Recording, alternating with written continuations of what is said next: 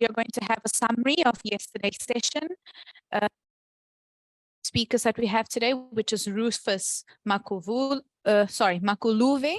and we're going to have another Q&A session, another 10-minute break, and then we'll introduce our second lecturer, Rui Mondlane, which is our auditor, and a Q&A session, and then our general considerations. I would like to ask everybody's patience today, as one of our speakers is not English speaking, so I would have to do a translation, so there might be a little bit of a delay between information. So once again, welcome. So today, let me give you a small summary of yesterday's session on the 28th. So yesterday we had the two speakers, Sol Carvalho and Ivan Laranjeira, where both of our lecturers spoke a little bit about how we need to have a good interaction between our administrative teams and our creative teams. Important notes that I have here is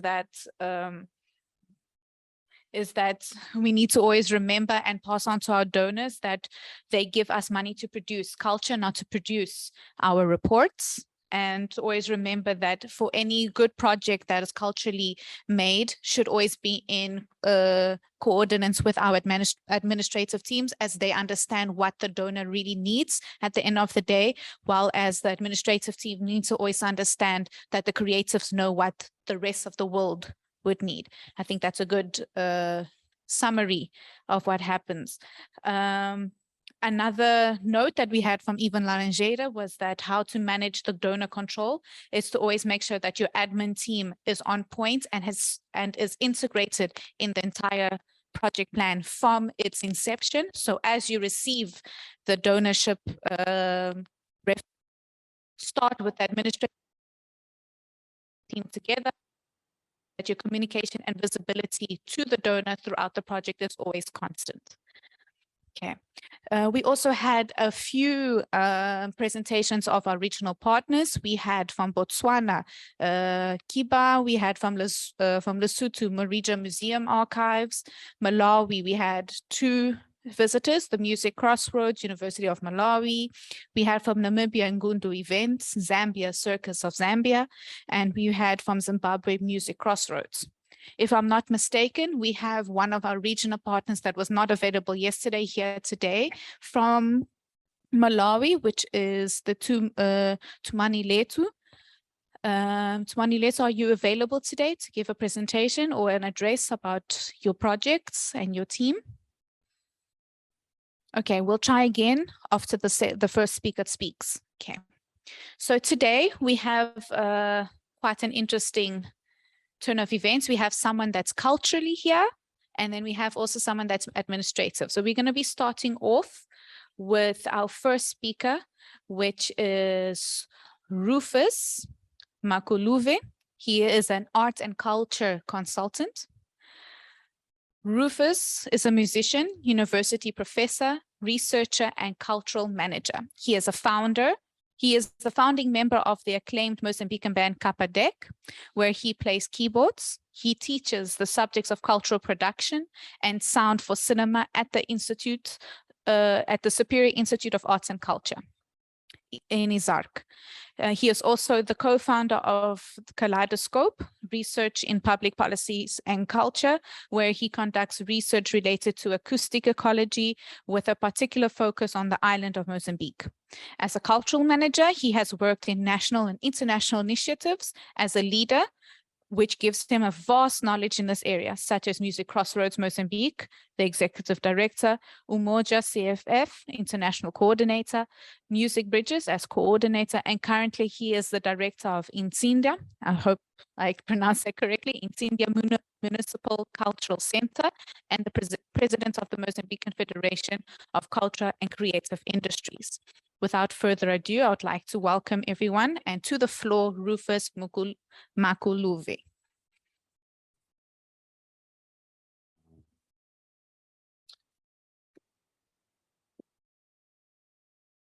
For the gentle presentation. Just a correction. I'm not a professor. I'm just a lecturer. I understand that it was translated from Portuguese, and in Portuguese, when you say professor, you mean a teacher, a lecturer, not a professor. I'm on my way to be a professor, but I'm not yet there. I mean, formally speaking.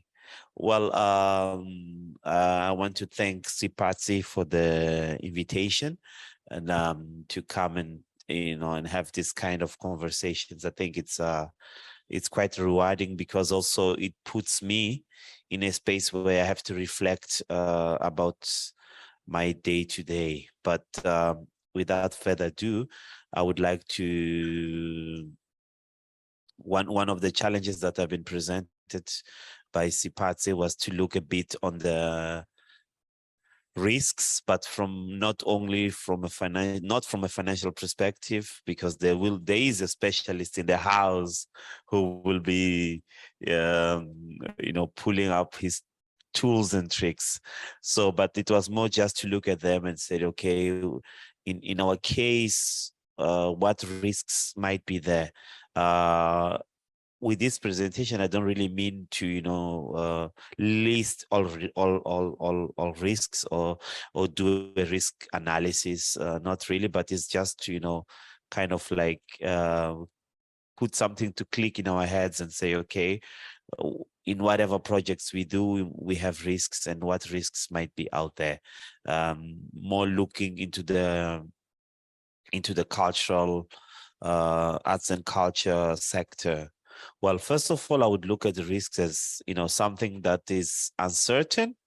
Starting already from the name, it's quite uncertain, and it's something that can hinder our success or our possibility of materializing our ideas. It's also something bad that can happen when we are carrying out a project. And of course, risks are, as I had mentioned, an uncertain thing that might happen in an event or whatever service or product we want to deliver. So in this sense, as managers, as leaders of projects, we have to be aware of them. Of course, we don't want them to happen. The less risks, it's better for us, but it's some risks are just an act of God, of an act of nature, of which we can't control. But we must be aware that we have internal risks, but also we might have external risks. Internal risks, we can somehow manage, to go around and find solutions when possible. While with external risks, most of the times we are on our own. We just have to trust on nature. We have to trust on our luck. We have to trust whatever force is out there. But also it's important to know that not all risks are the same. Some risks need more attention than others because of not all the risks that are out there we can explain them. So imagine if we are trying to do carry out a project, then there is like in Mozambique, we have had in the recent years lots of cyclones. Of course, whoever is funding us or all other stakeholders will understand that, of course, it was not possible to carry the activity successful due of major force events. Hence, when it's an internal risk, it's a lot more difficult to explain that someone took all the money and ran off. How do we explain this? And how do we explain to someone, to a donor or whoever is supporting us, that we had not put systems in place to hinder this kind of possible happenings. Then I wanted also to look like we might have, of course, operational risks, sociocultural risks, environmental, financial, legal, and all that. So in this sense, we need to be ready to tackle all these type of risks.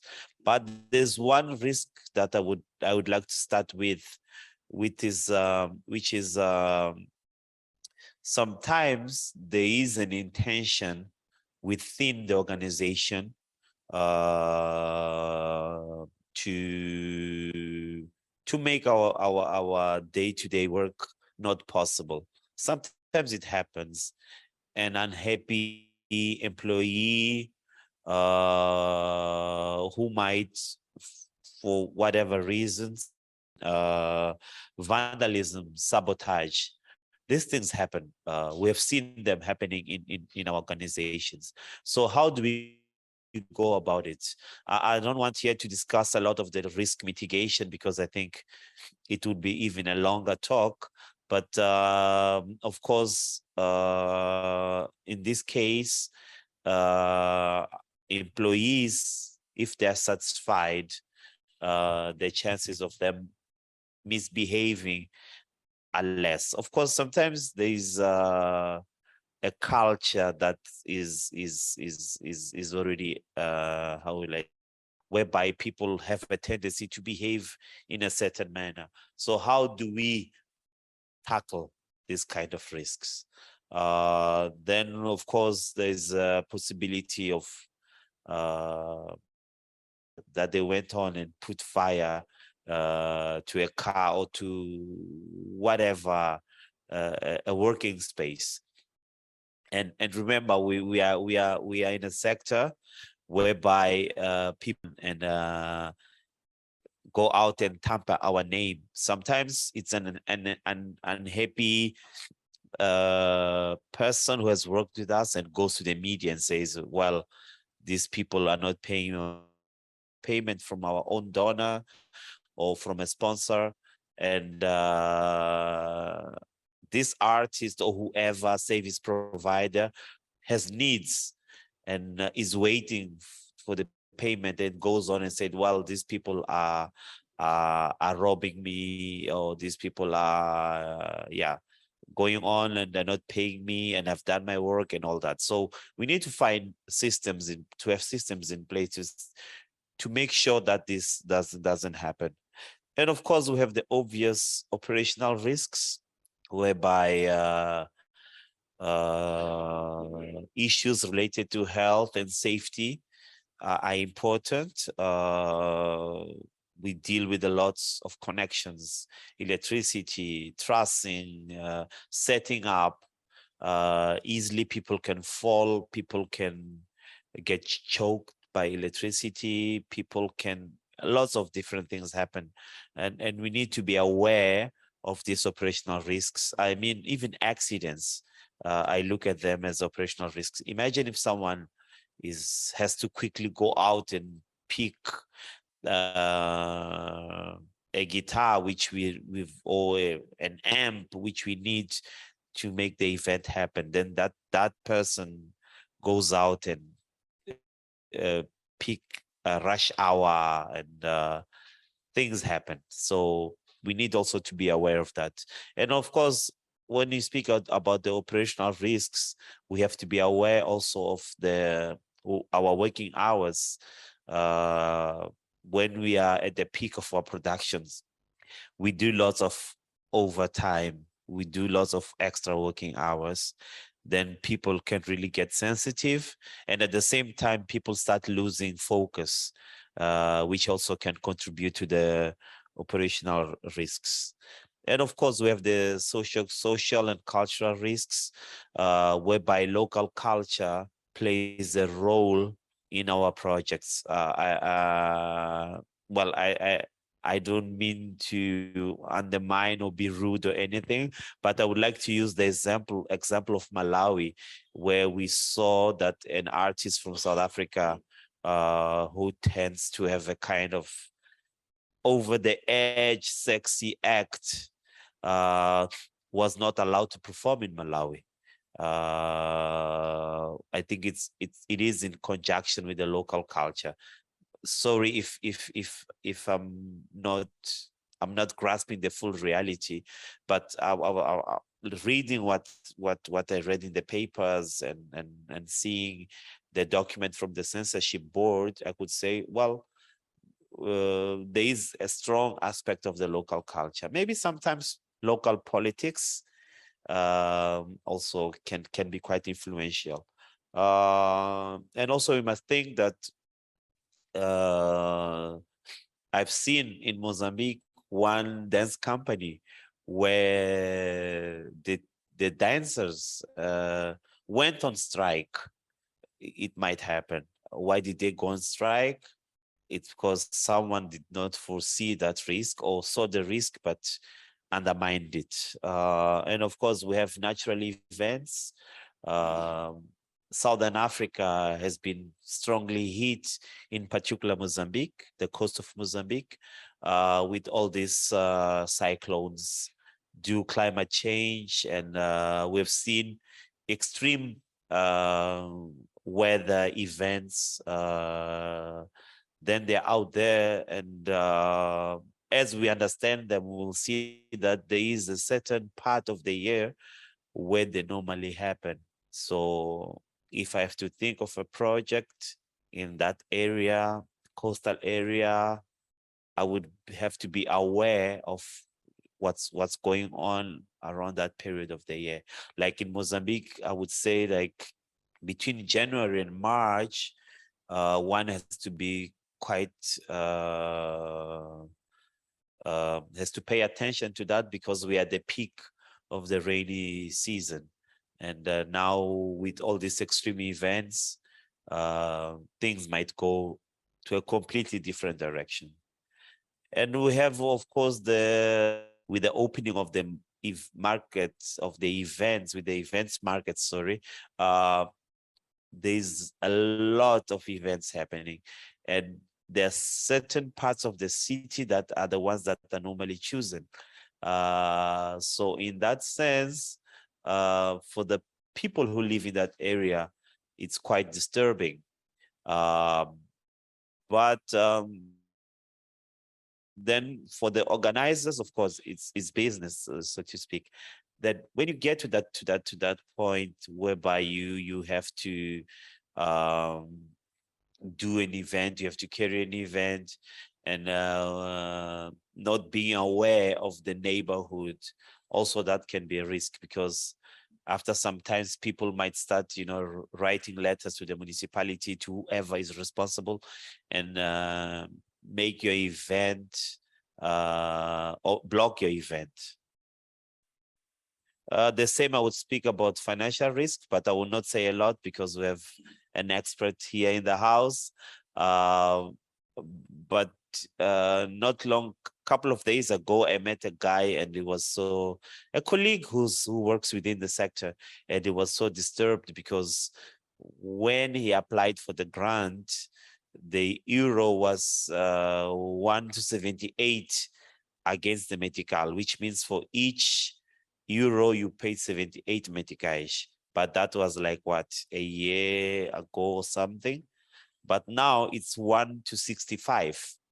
So which means that he has lost, in terms of value, quite a lot. He has lost more than around 13 Meticais, which is a lot. Well, we've seen certain commodity rising, and if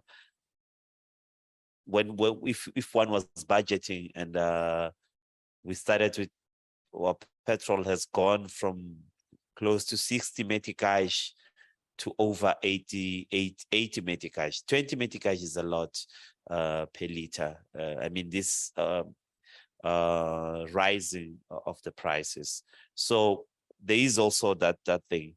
And also we have legal aspects whereby we might end up in courts because we don't understand the legal framework, having problems with our revenue authorities, etc., etc. Only because we also don't understand the legal framework. And last but not least, there is politics. In the arts and culture sector, we are so appetizing. Everyone wants to be close to us. People love just to be around us.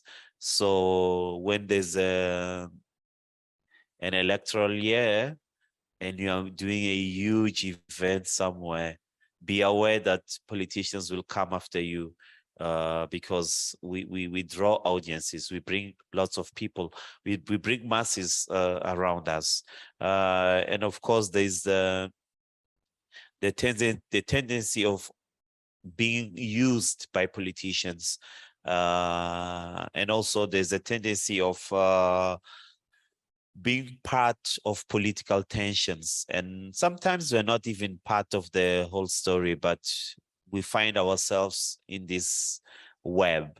And in some cases there is a possibility of military tension or military action, like in our case, in the northern part of Mozambique, we have an armed insurgency going on.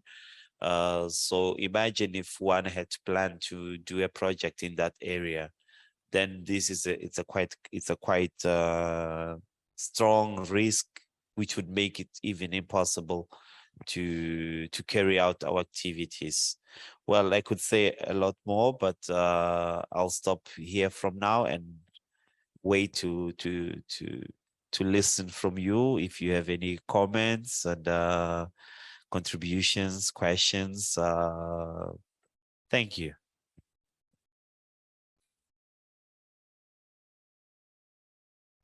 So I'm going to open the floor for anyone who would like to comment, add anything on, perhaps have a question for Mr. Rufus about what was spoken. Just to resume, he was addressing the issues that are related to the risks that can affect your project.